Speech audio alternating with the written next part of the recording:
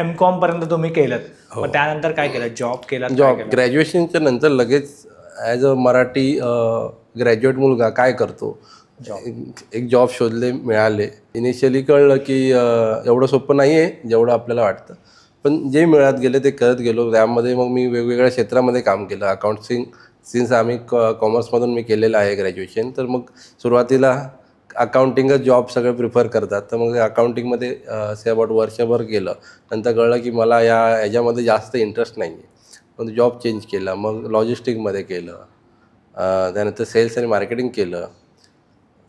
यातून एक शिकलो की मी एखादी गोष्ट समजून सांगण्यात आणि समोरच्याला गरज असेल तर विकण्यात मी थोडा जास्त कम्फर्टेबल आहे.